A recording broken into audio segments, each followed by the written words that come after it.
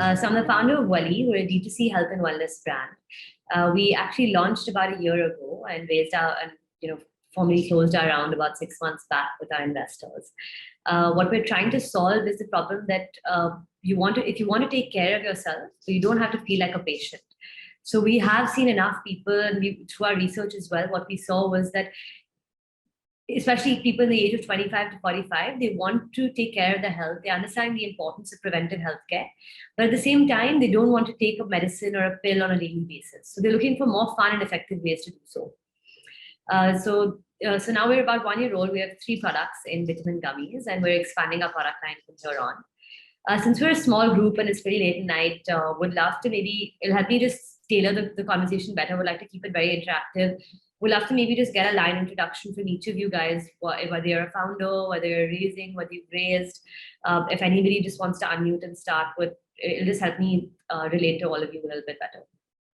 Hi, everybody. I'm Mahesh Pantani. I'm co-founder of House of Ratlam. Hi, I'm Triman Aluwalia. I'm the founder of Good Brands for Healthy Life. Our brand name is Sugar Watchers. We make low glycemic index staples and foods. We were recognized by Economic Times as the most promising brand for the year 2019, and we launched in April 2019. Thank you. I am Vaidyanathan. I am a founder of Saratham. It's a brand name of a wood-pressed edible oil. We are based at Bangalore, and we are milling wood-pressed edible oil in Tamil Nadu. We are doing business in Tamil Nadu, Bangalore, Delhi, and we're just about a year old. Started last year, December. That's about us. Thank you.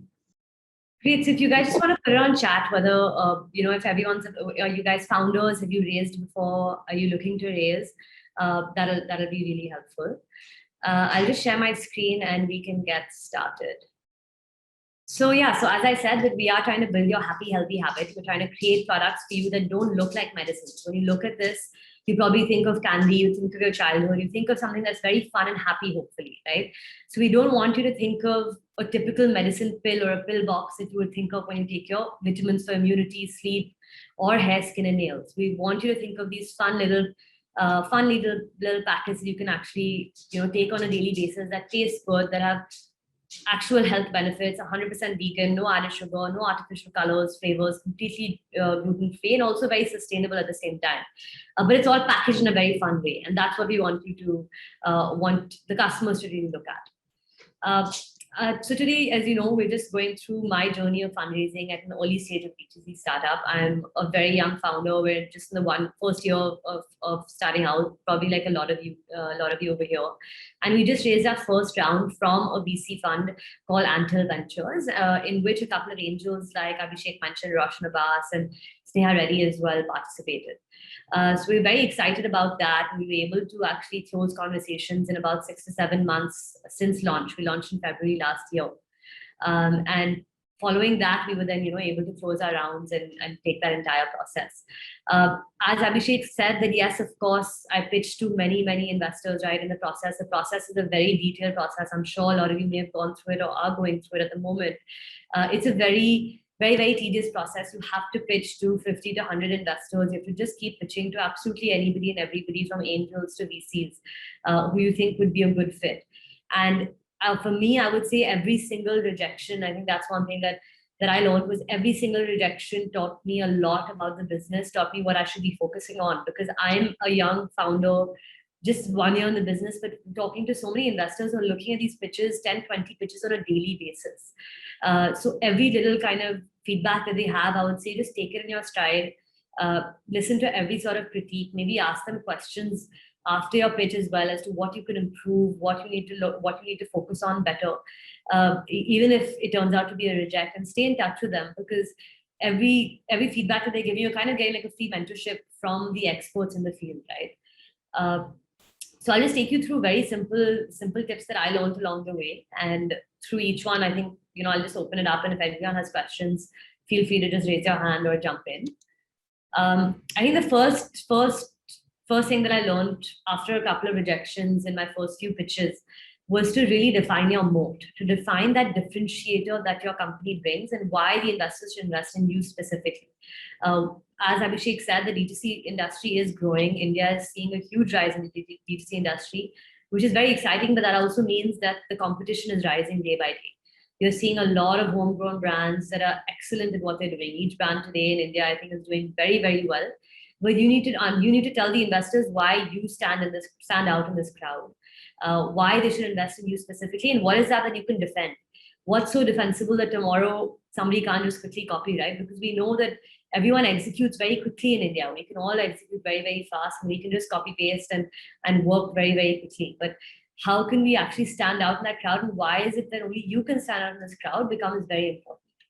So actually understanding that, sitting down with your internal team or your co-founders and putting some time into what that moat is I think the most critical part, not only for fundraising, but even for yourself. And before I go to the next point, I'd also like to talk about the fact that it's exciting that I raised funds in 6 months or 8 months, but I don't think that's something that you have to strive for, right? Fundraising is something that you need to see whether it's right for your business. One, whether you need to fundraise or not, and two, when is the right time for your business. It's very exciting, but at the same time, there's a lot of challenges that come with fundraising. There's a lot of responsibility that comes with it. So it's not only, a very, very rosy picture, but at the same time, it's very validating, and it shows that your hard work has actually gone into something that other people also value. So yeah, I think the first thing is maybe to define your moat. If you have any questions or anyone else has any feedback there, that would love to hear on that as well. So Urvi, I just quickly wanted to ask, like the way, like the way nowadays startup do is MVP and then POC before launching it full-fledged. Did you do or? So I'm sorry, not. So I may be digressing, and you may keep me. You can tell me to shut me. You can shut me down as well on this.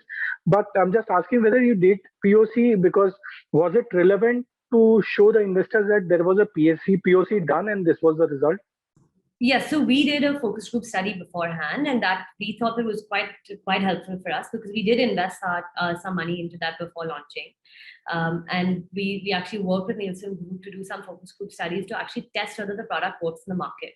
And that gave us validation and also gives investors validation from the fact that, yes, this can work. Because when you're fundraising or you're fundraising in early stage, it's probably either low revenues or pre-revenue. And that definitely gives a lot of validation. If you have 10, 20, 100 customers as well vouching for that, or you have some sort of studies that you've done, it definitely helps.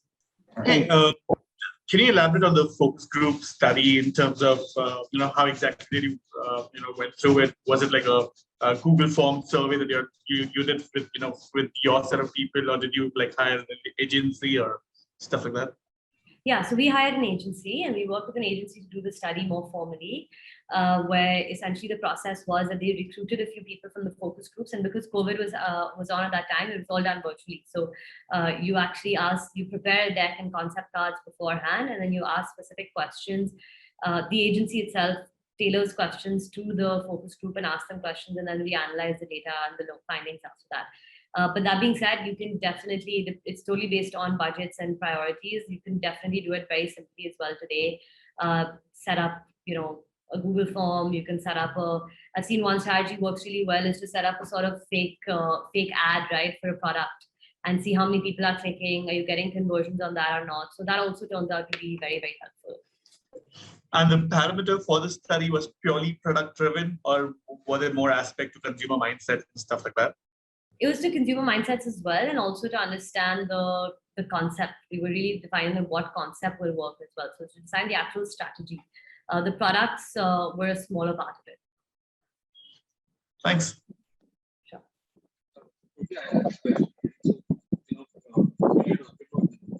I can't hear you very well.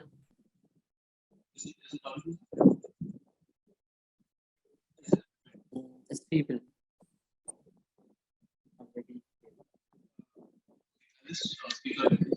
What I was looking to ask is essentially, if you look at products I'm unable to hear you actually. You wanted to put your question on the chat maybe? Yeah. Yeah. So meanwhile, he does it. So Urvi, just a quick question from my side on the move, right? So when an investor looks a D2C brand, right? So what is the actual move? It could be like even from your perspective, is it the right team that you look for? What's the weightage around, right? The team, the product in itself, the success rate that you have seen, the results the product gives. What exactly it is when we talk about move? Sure. So mode could be various things from the product itself. So whether you have certain technology that you have to create that product that nobody else has. It could be a strong subcategory focus. It could be, a strong concept that you have that no one else is really tackling, a first mover's advantage as well. So various kind of, even the brand itself, the brand of the community that you've built around. You've seen a lot of influencers turn themselves into a brand because they have that community that nobody else does. They already have that, customer base, guaranteed customer base. So it could really differ from a lot of these angles. Great. Yeah. Super. Should we jump into the next point? Yes. I think the next point is kind of related to the moat as well, but to really have a strong and clear vision to show what is that trajectory that the investors are investing in. Investors just want to look at where can you take this business, right? One is about what is you doing now, what's so different, but what is that vision that you're trying to build? Especially if you're raising at an early stage, where can you really take this? What do you think this business is going to be like? And paint that picture for them and have more clarity. The more clarity you have, it becomes very obvious for the investors. I think what I've learned is that investors have done these pitches so many times that there's just no way you can try to make up the answers on the call and make it up as you go. You have to take into account every sort of question. You have to maybe do practice pitches or start. I'll come to that a little bit later. As to start with start with maybe the smaller funds or funds that you don't really aren't that interested in, just to do some practice calls. Speak to some founders as well, but really have a strong clarity on what your vision is going to be. I think that's really important because investors can definitely see through that, and that's whether it's relating to your vision in terms of numbers, where you're going to take it, or if you're a D2C product brand, what is your product portfolio going to look like? How many customers are you going to bring it to? Very, very specific vision, not just that, okay, I have a gummy brand and I'm going to make it, and just in one sentence, I'm going to make this 100 crore brand, right? Like that's just, everybody wants to do that. But how are you really going to do that? And how are you going to get that to make it very, very clear? Cool. I'll go to the next one. So I think what becomes important when you talk about vision as well is about where you are now and where you want to go, right? So, and what I've seen is the first call specifically with an investor is all about your data. You really need to, and before you get to that investor call, you need to know all of your data. You need to know every single metric verbally at your fingertips. And there's only one way to do that. There's no way to do it, to learn it before your call. The only way to know it is if you're actually looking at it every day. You're creating those dashboards.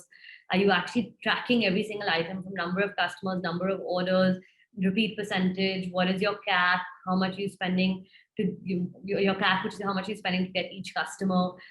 What are your ad spends? What is your monthly revenue? What percentage are you growing at month on month? So, I mean, I'm just spitballing in terms of what are metrics, but there's a whole bunch of metrics that investors will ask you, and it's the same 15, 20 metrics that every investor will ask you, right?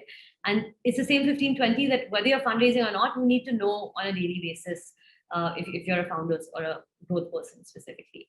And your MIS, of course, is just naturally comes into that. You have an MIS already ready, because after your first call, you'd ideally like to send your deck and your MIS to them, showing that you are already tracking this data. Investors like to see that you're already tracking this data, and it's not that now after the call you're going to go and pull all this data together just for this investor pitch. They need to see that it's already part of your day-to-day systems.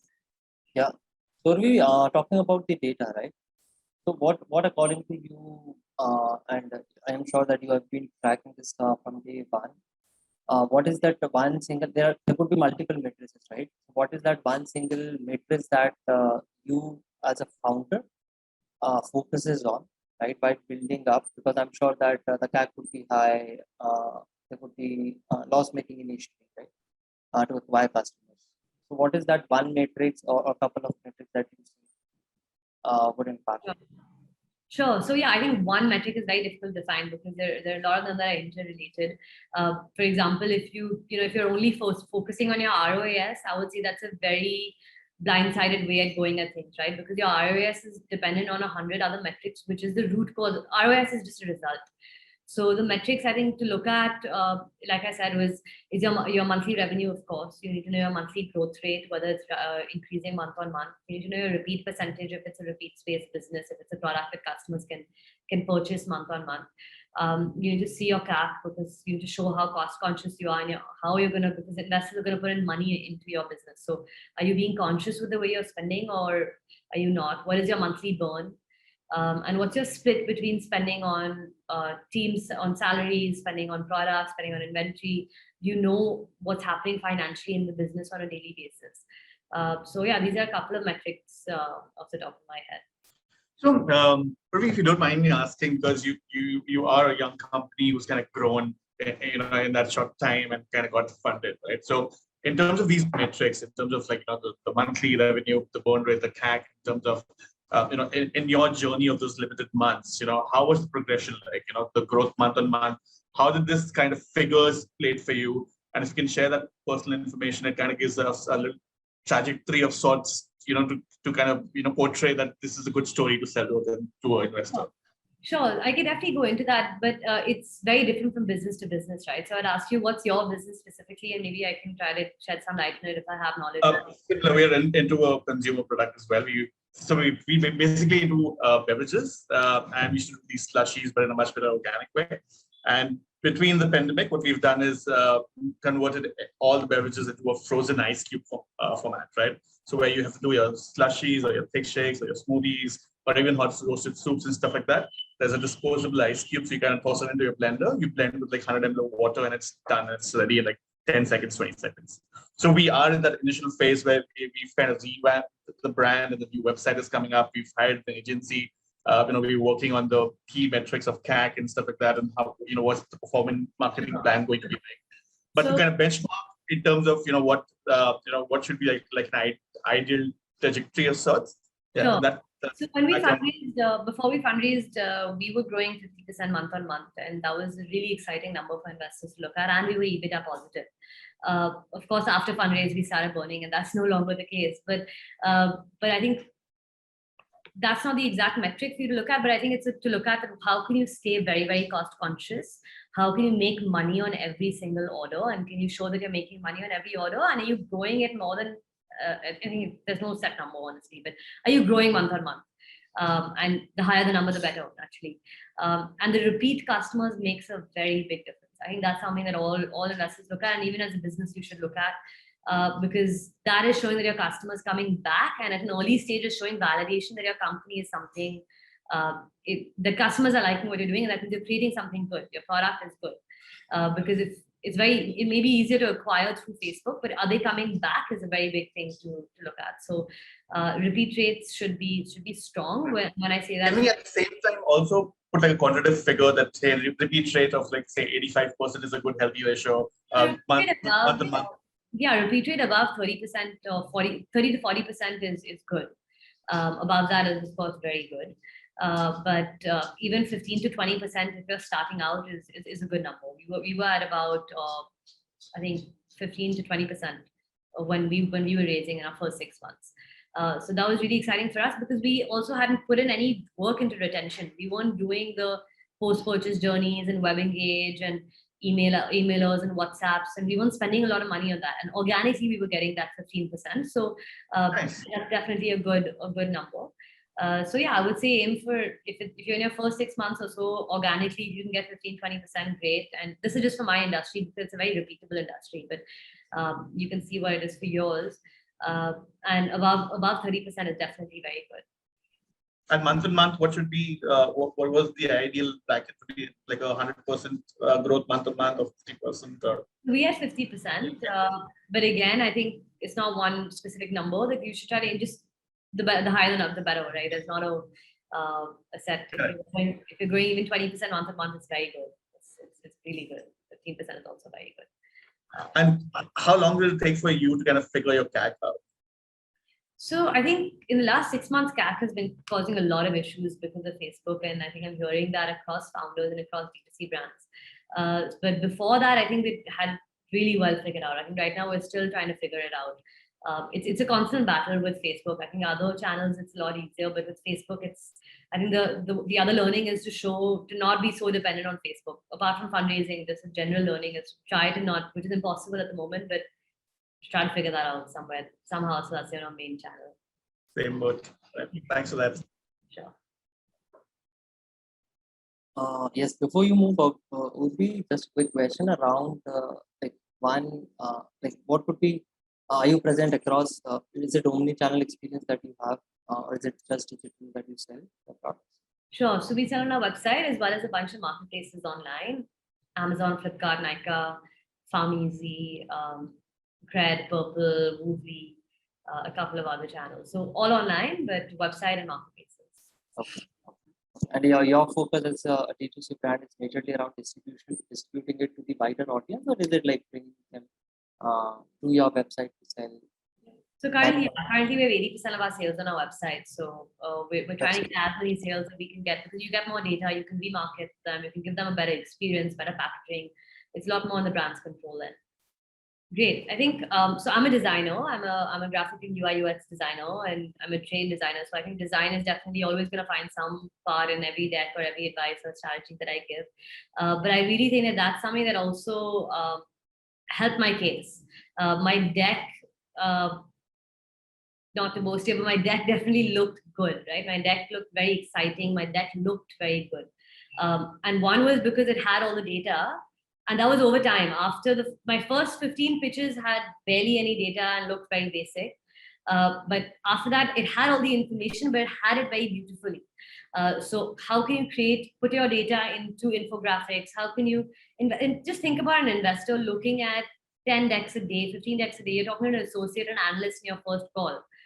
So think about that person who's actually going through so many of these. How can you really make it stand out? Everybody has that white PowerPoint with those Excel screenshots and those pie charts, but how can you really differentiate for that and make it branded? Make it like you're getting, this is your most important pitch, right? It's as important as getting each customer. And when you're getting a customer, you're making your website so fancy and so fun. Show your data also in a very sexy, fun way. Make it, if your brand is colorful, make it colorful. If it's image heavy, make it image heavy, but really make it fun. I think so. Like, this is one of the slides from our deck, right? Which isn't typical for an investor pitch. Yeah. So this is one of the slides from the investor deck where I just showed what the products are. It could have been done with just putting the thumbnails of the product and writing the name, etc. But just don't be afraid to use many slides. Have less information on each slide, but just make it really, really fun. But make it very concise as well. Make sure that you're not just adding fluff and adding things for the sake of adding it. Make sure your data is all there, but it's also packaged in a very, very fun way, because that'll help your storytelling. It's like a TED talk that you're giving. It's like a presentation that you're giving, right? So make it really fun, really exciting.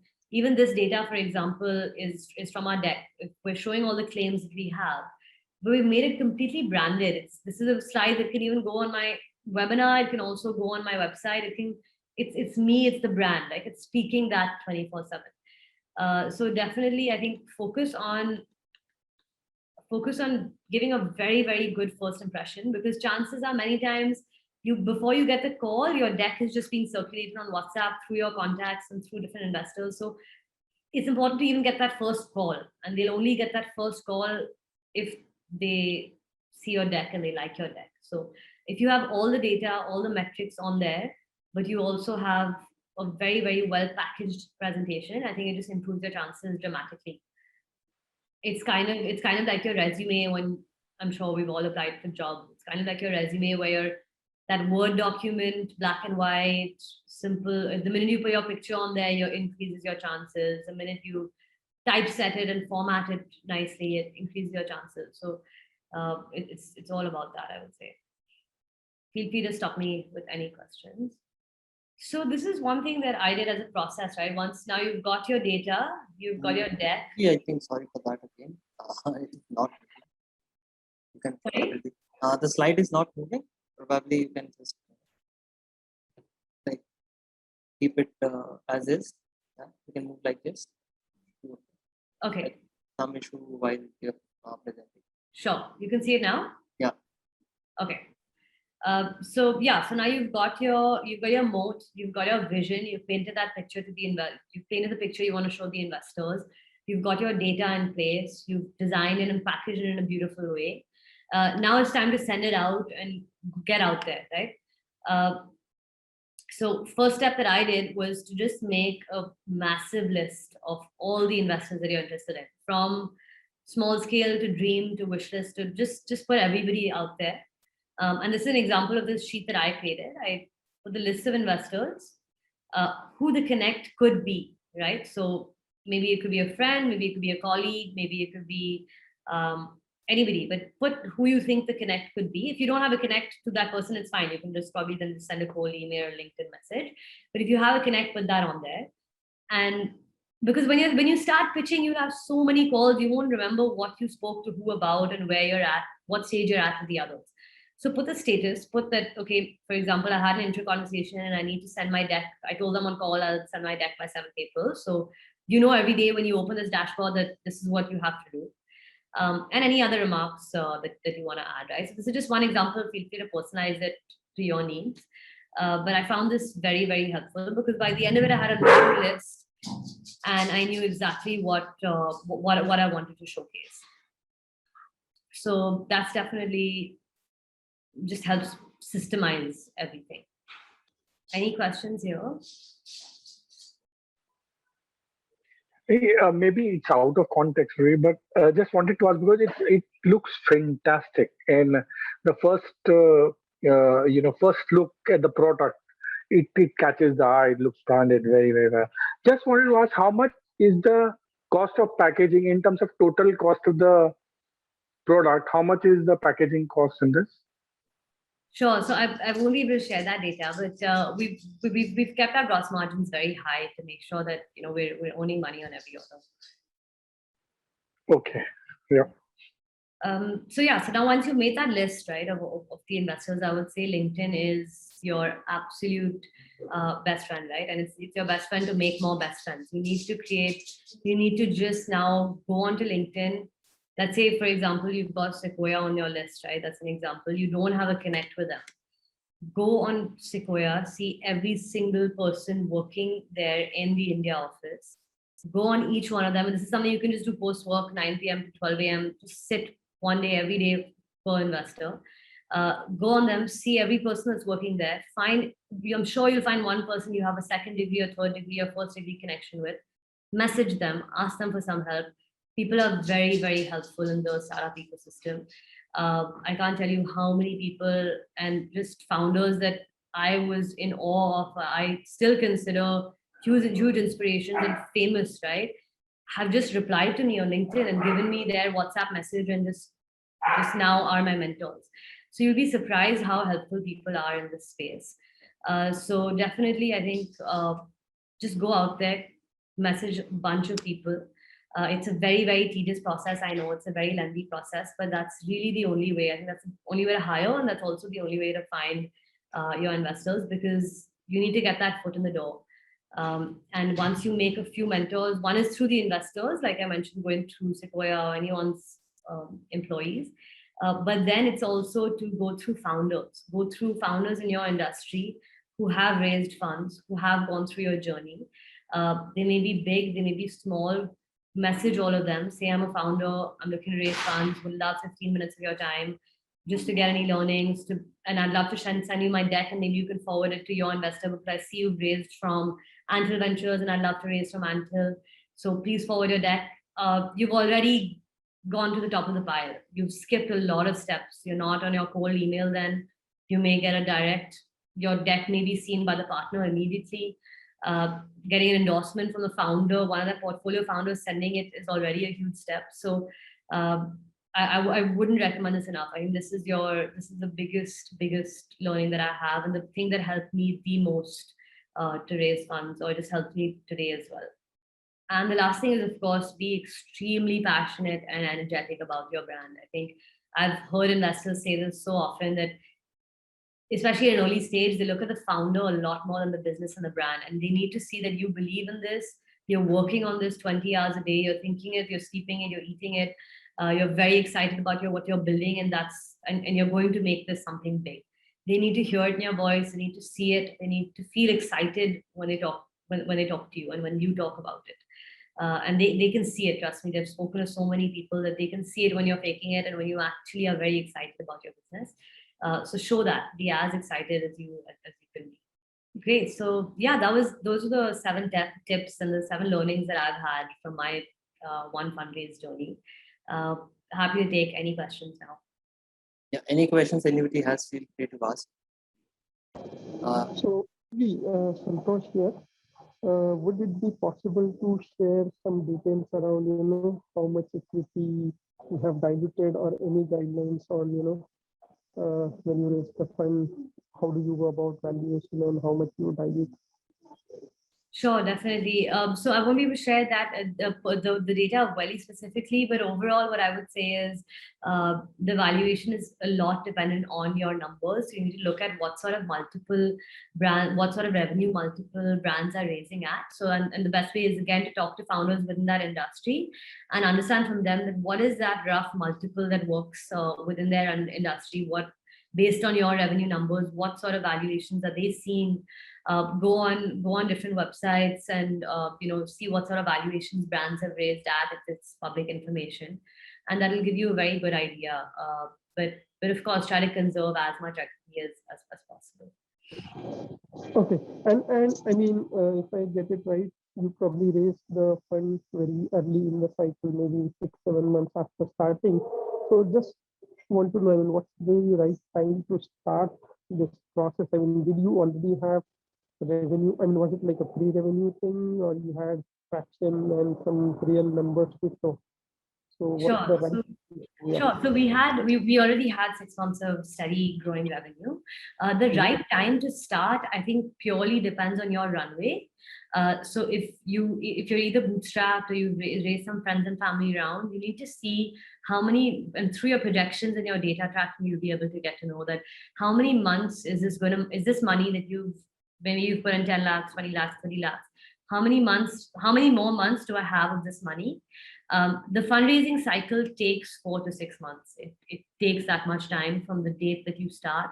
So factor that in. If you think that you have 4 months of money left in the bank, start today. If you think you have 1 year of money left in the bank, maybe you can start in 2 to 3 months.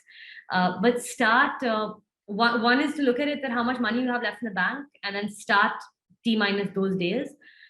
The other is that if, let's say you have 1 year, you have extra money left in the bank, right? You have 1 year of money left in the bank. Wait till the metrics get really good. Wait till maybe you can push it till the 6th month or even the 4th month when you're really happy with that month-to-month growth. And it's never too early to start. I think start once you're really happy with your metrics and you can see steady growth. But definitely factor in 4 to 6 months as a cycle. Okay, and maybe just the last question on your comments when you said it takes 5-6 months to raise the money. I mean, is it like, I'm sure this must not be just cold calls or sending your debt to venture capitals or angels and all that. It must be. So if this is your first venture, I don't know, or was it like networking, or prior to this, did you already have any startups or other ventures where you are already connected to the, Yeah, I was completely cold calling and connecting through LinkedIn and founders in the ecosystem that I connected to. So this was the first venture, the first fundraise? Sorry? So this was the very first fundraise and the first venture. Okay. Yeah, exactly. And the reason I say 4 to 6 months is even if verbally you're an investor or you've got a term sheet, the due diligence itself takes 1 to 2 months. It also again depends on how much of your data you already have, and the due diligence will go faster, but it takes 1 to 2 months. After that, it takes time for the money to even come into your bank account. So it does take 3 to 4 months even after commitment. And then to get that commitment itself takes, 1 to 2 months. So overall, it is a 4 to 6 month cycle for money to hit the account. So you need to just work backwards from there. Okay, thanks, Urvi. Sure. Henry, I'm kind of curious to know how is the team at Welly, structured in terms of what's handled as core divisions and inside, and what's outsourced, and how do you kind of handle that aspect? Sure, definitely. So we kept our team extremely lean before fundraise. We're still quite lean. We were me as a solo founder, one person as head of marketing communications, 2 people in operations, 2 junior members in operations, and 1 customer service, who is sort of a generalist role. She does customer service, creates content, also a nutritionist, so does some consultation calls with our customers. So one sort of generalist role. I would say we had a very, very lean team, 5 people. Everything else was outsourced, social media, performance, warehousing, product development, all of this was outsourced. So because we also contract manufacture, we don't create the products in-house. So keep it extremely lean, keep just the core members, and try to get generalists, I would say in the beginning, really good, strong executors who can just, like my team was very, and still is very good at just anything you give them. They'll learn it on the job, and then they'll act on it. The ops guy can do the marketing person can do the ops if need be. So just try to train them and motivate them in that way and keep it lean. And in terms of SKU, as in, are you going to stick with these 3 SKU? How long before you kind of try out another SKU in the market? So very soon, we'll be launching products very, very soon, actually next month itself. Expanding beyond gummies into other nutraceutical products. Interesting. All right, thanks. Urvi, Santosh, again, just one question. So when you said you listed down the firms or VCs to which you want to reach out to, I mean, what are there any like resources or places where do you find that? I mean, which VCs are like? Sorry, your voice isn't too clear. I mean, how do we go about basically finding out the VCs that would be interested in investing in your domain or your kind of startup? Sure, that's a great question. So what I looked at was competitors or other startups in the space, and who all have they raised from. That just gives you a really good head start because you get to see who are the investors that are in that space. Additionally, communities like Headstart, other communities, I'm sure you'll find a lot of lists online as well. Top D2C funds, top D2C angels, LinkedIn again. So a lot of just research plus speaking to people. If you talk to me, maybe I'll give you 5 names. You talk to another founder, they'll give you 5 more names. So just keeping your ears on the ground. Okay, thanks. And yes, I think someone asked if I'll be sharing slides. I can definitely share the slide. Definitely share the slide with you. Guys, we will have we are already recording this session. So this session will also be there on YouTube in few days. So if you want to revisit, if you want to share it with friends, you can do that. So I'm just reading your question right now. With regards to mode, let's say, for example, for an FMCG product, ingredients and manufacturer would be visible. Completely agree. So it is possible to replicate the product. Now, as the mode, we talk about the sales differentiators. So the mode then could become your brand. The mode could become that, you may have a product that could be copied, but the brand could be a differentiator. The sales channels, maybe you're the only one you're the largest player on Amazon, or you're the largest player on website, on direct. So that could definitely be a differentiator.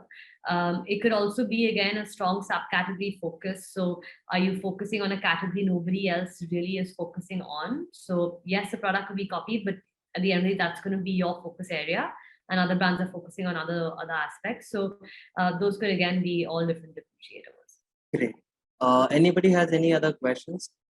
Great. Urvi, I have just one last question. Am I more audible now? Yes, much more audible. Yes, better. So I mean, like, for example, in my category, right? Like, so I'm into furniture, right? So essentially, I mean, I raised this question earlier on a session as well. It's very difficult to have things contract manufactured, right? So in a lot of cases, like in our industry, you would have to essentially do your own manufacturing, right? And in that case, seed funding might be an essentiality before, let's say, revenue at all, or a little to I mean, very little revenue, I would say that ways, right? So any tips, or do you think even it's a good idea to pitch to investors at this stage? Sure, I think it's definitely, again, it comes back to your runway. What is your runway? I mean, how many months do you have till the time that you would absolutely need more money to Okay, but I mean, just asking as a, I mean, like, would VCs even consider like this kind of a proposition? Like, let's say if we had to raise capital to build like our own manufacturing unit and just show them the proof of concept that this might work in terms of a little sales, maybe on marketplaces. Like, are they open to these kind of propositions? Definitely, I would say if you really explore angels at that point, angels or family offices, to just get that capital on there. I think a big decision that comes is whether you want to go for angels or VCs. When's the right stage to consider which, right? And both add so much value. I think it's about selecting the right angels. Maybe you take somebody from a manufacturing background and not a VC at this stage, because VCs are a little bit more, maybe a little bit more revenue, a little bit more setup structure of the business. An angel, or even just somebody who's willing to put some money in, who has that manufacturing expertise, who will help you with just strategy. I always say it's better to get smart capital than just capital itself. So if you are able to, instead of just getting a 1 crore amount in the bank, you'd rather get that from somebody who can add a lot more value than that money itself. So if you can get somebody who's not even a VC, but somebody who's an expert in that domain, put some money behind your idea, take you to the stage where you can then pitch to VCs, I think that's definitely a good way to go. Or even going through, syndicates or family offices. I think that's another, friends and family. Those are also good channels to consider at this point. Got it. Makes sense. Thank you. Sure. Yes, and Urvi is generous enough to have a coupon code for Headstarters and the people here on the call. So probably by check welly.in.